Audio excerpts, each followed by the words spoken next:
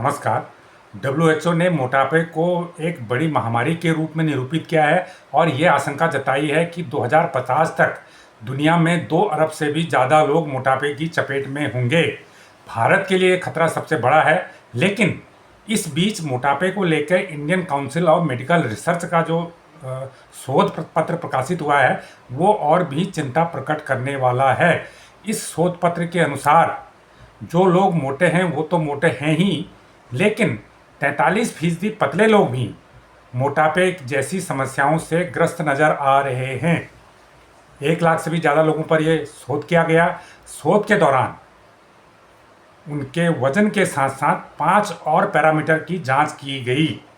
ये पैरामीटर थे बीपी, उनका बीपी कैसा है, शुगर कैसा है, एचडीएल कैसा है, गुड कोलेस्ट्रॉल जिसे बोलते हैं उसका लेवल कैसा है, और कमर का घेरा कैसा है, और ट्रिग्लिसराइड लेवल कैसा है जो कोलेस्ट्रॉल का एक पार्ट है। इन 5 पैरामीटर पर जांच की गई और ये तय किया गया कि अगर किसी व्यक्ति में इनमें से 2 कारण मिलते हैं, 2 लक्षण मिलते हैं, तो उसको ये माना जाएगा कि उसका मेटाबॉलिज्म खराब है और वो उसी प्रकार की समस्याओं से ग्रस्त है जिस प्रकार कोई व्यक्ति मोटापे जैसी समस्या से ग्रस्त होता है। ये माना जाता है कि जो मोटे लोग हैं उनका मेटाबॉलिज्म खराब होता है और उनको इन 5 तरह की बीमारियों का खतरा रहता है, जिसमें बीपी, शुगर, लो एचडीएल, कमर का घेरा बढ़ जाना और ट्रिग्लिसराइड का बढ़ना शामिल है।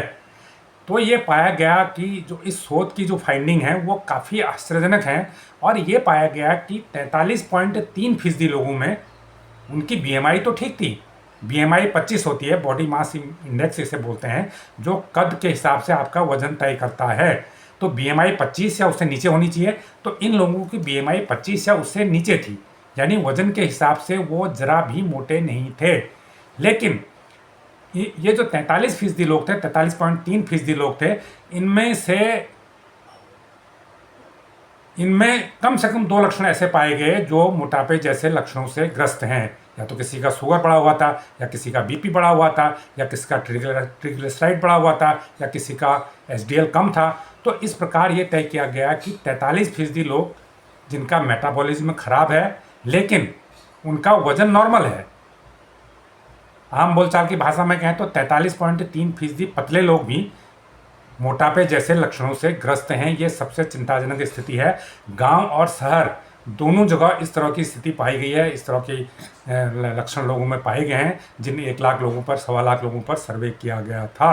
1,13,000 के करीब एग्जैक्ट इसकी संख्या थी। तो सबसे बड़ी चिंताजनक स्थिति है। दूसरा इसमें जो डाटा निकल के आया वो था 28.3% लोग ऐसे हैं जो मोटे भी हैं और उनका मेटाबॉलिज्म भी खराब है। हम मेटाबॉलिज्म बार बार शब्द इस्तेमाल कर रहे हैं, इसका मतलब क्या है? मेटाबॉलिज्म का मतलब होता है शरीर की रासायनिक क्रियाओं से, उन रासायनिक क्रियाओं से, उन पाचन क्रियाओं से जहां भोजन आपके शरीर के अंदर प्रवेश करता है और वो प्रोसेस होकर ऊर्जा में बदलता है। तो इन क्रियाओं को, इस समूची क्रिया को, रासायनिक क्रिया को मेटाबॉलिज्म कहते हैं। और अगर आपके शरीर का मेटाबॉलिज्म ठीक है तो आप पूरी तरह से स्वस्थ हैं, और अगर मेटाबॉलिज्म में खराबी आ रही है तो आप कई तरह की समस्याओं से ग्रस्त हो सकते हैं, कई बीमारियों से ग्रस्त हो सकते हैं। पहले छोटी बीमारियां होती हैं, बाद में बड़ी बीमारियां हो सकती हैं, जैसे किडनी और हार्ट की डिजीज।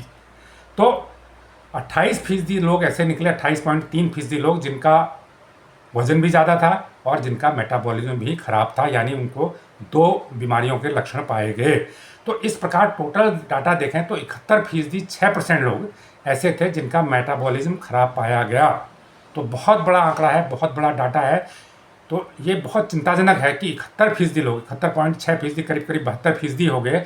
तो इन लोगों का मेटाबॉलिज्म खराब है। हमारी देश की 71.6% आबादी का मेटाबॉलिज्म खराब है। मेटाबॉलिज्म खराब होने का मतलब है कि अभी भी ये छोटी मोटी विकारों के चपेट में, लेकिन ये हार्ट और किडनी की बीमारियों की चपेट में आने वाले समय में आ सकते हैं।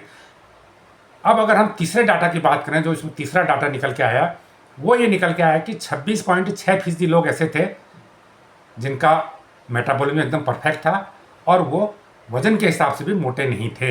यानी 26.6% लोग जो हेल्थ के पैरामीटर हैं उसमें पूरी तरह से हेल्दी थे, पूरी तरह से स्वस्थ थे, उनका वजन भी कंट्रोल में था और उनके शरीर का मेटाबॉलिज्म भी सही काम कर रहा था।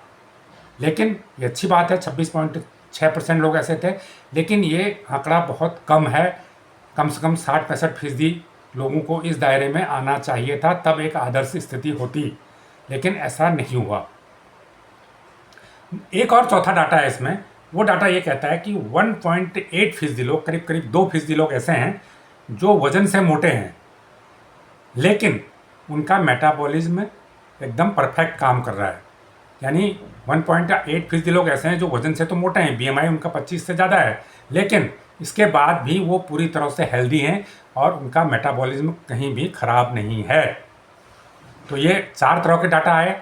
ये आंकड़े चिंता पैदा करते हैं कि भले ही कोई व्यक्ति शरीर से वज़न उसका कम हो, वज़न सामान्य हो, लेकिन इसके बाद भी वो ऐसी समस्याओं से ग्रस्त है, उसका मेटाबॉलिज्म खराब है, वो ऐसी समस्याओं से जूझ रहा है जो जिन समस्याओं से आमतौर पर ये माना जाता है कि ज़्यादा वज़न वाला व्यक्ति जूझता है।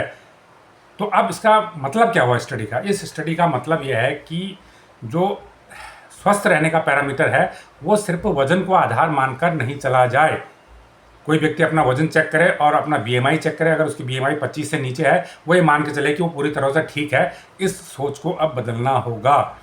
अब उसको पूरा अपना मेटाबॉलिज्म चेक कराना होगा, शुगर चेक करानी होगी, बीपी चेक कराना होगा, ट्रिग्लिसराइड चेक कराना होगा, कोलेस्ट्रॉल चेक कराना होगा, एचडीएल चेक कराना होगा और कमर का घेरा चेक कराना होगा। कमर का जो घेरा है 90 मिली सेंटीमीटर से ज़्यादा नहीं होना चाहिए पुरुषों में, और महिलाओं में 80 सेंटीमीटर से ज़्यादा किसी भी हालत में नहीं होना चाहिए। इसी प्रकार शुगर का, बीपी का, सबका पैरामीटर है। जब आप किसी मेडिकल इंस्टीट्यूट में उसको चेक कराते हैं तो पैरामीटर आपको लिखा हुआ आपकी रिपोर्ट में आता है। तो इस प्रकार ये स्टडी ये इंगित करती है कि सिर्फ वजन को आधार मानकर